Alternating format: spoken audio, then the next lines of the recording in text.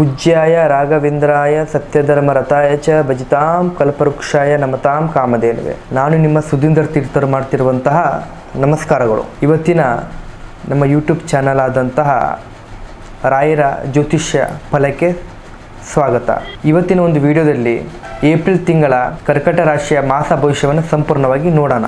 ಹಾಗೆ ಈ ವಿಡಿಯೋವನ್ನು ಲೈಕ್ ಹಾಗೂ ಸಬ್ಸ್ಕ್ರೈಬ್ ಮಾಡಿ. ಮೊದಲನೇದಾಗಿ ಆರ್ಥಿಕ ಸ್ಥಿತಿ ನೋಡಬೇಕಾದ್ರೆ ನಿಮಗೆ ಬರಬೇಕಾದಂತಹ ಹಣ ಲಾಭದಾಯಕವಾಗಿ ಕೈ ಸೇರ್ತದೆ. ಈ ತಿಂಗಳಲ್ಲಿ ಹಣಕಾಸಿನ ಹರಿವು ನಿಮಗೆ ಚೆನ್ನಾಗಿರ್ತದೆ. ಭೂಮಿ ಹಾಗೂ ಚಿನ್ನದ ಮೇಲೆ ಇನ್ವೆಸ್ಟ್ ಮಾಡಬೇಕು ಅನ್ನುವಂಥದ್ದು ವಿಚಾರಗಳಿದ್ದರೆ ಮಾಡಿ, ಒಳ್ಳೆಯ ಸಮಯ.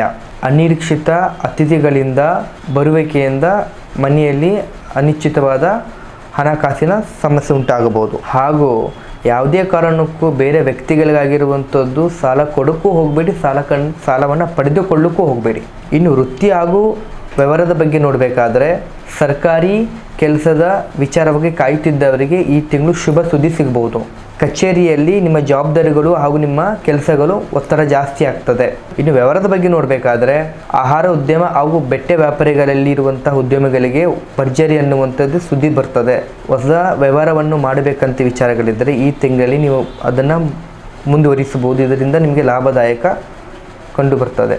ಮಾರ್ಕೆಟಿಂಗ್ ಸ್ಟ್ರಾಟಜಿಕ್ಸ್ಗಳನ್ನು ಬದಲಾಯಿಸೋದ್ರಿಂದ ನಿಮಗೆ ಲಾಭದಾಯಕ ತಂದುಕೊಡಬಹುದು. ಇನ್ನು ನಿಮ್ಮ ಪ್ರೀತಿ ಹಾಗೂ ಕುಟುಂಬದ ಬಗ್ಗೆ ನೋಡಬೇಕಾದ್ರೆ ಪ್ರೇಮಿಗಳಿಗೆ ಈ ತಿಂಗಳು ಸವಾಲುಗಳಿಂದ ಕೂಡಿದೆ. ಇನ್ನು ಸಣ್ಣ ಪುಟ್ಟ ತಪ್ಪುಗಳಿಂದ ಪ್ರೀತಿ ಪ್ರೇಮ ವಿಚಾರದಲ್ಲಿ ಸಮಸ್ಯೆಗಳು ಕಂಡು ಬರ್ತವೆ. ಹಾಗಾಗಿ ನೀವು ಮಾತಾಡುವಂಥ ವಿಚಾರದಲ್ಲಿ ಆಲೋಚನೆ ಮಾಡಿ ಮಾತಾಡುವಂಥದ್ದು. ಇನ್ನು ನಿಮ್ಮ ಕುಟುಂಬದ ವಿಚಾರದಲ್ಲಿ ನೋಡಬೇಕಾದ್ರೆ ಕುಟುಂಬದಲ್ಲಿ ನೆಮ್ಮದಿ ಅನ್ನುವಂಥದ್ದು ಕಂಡು ಬರ್ತದೆ. ಹಾಗೂ ನಿಮ್ಮ ತಾಯಿಯ ಬಗ್ಗೆ ಸ್ವಲ್ಪ ಕಾಳಜಿಯನ್ನು ವಹಿಸಬೇಕಾಗ್ತದೆ. ಮನೆಯಲ್ಲಿ ಈ ತಿಂಗಳು ಶುಭ ಕಾರ್ಯಕ್ರಮ ಅನ್ನುವಂಥದ್ದು ನಡೀಬೇಕಾಗ್ತದೆ.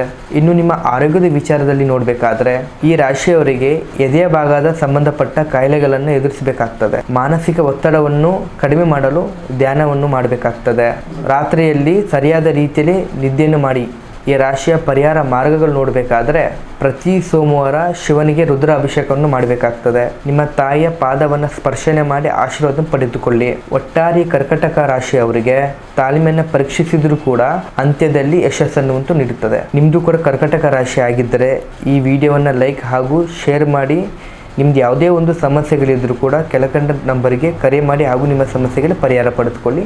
ಮುಂದಿನ ಒಂದು ಸಂಚಿಕೆಯಲ್ಲಿ ಸಿಗೋಣ. ಧನ್ಯವಾದ.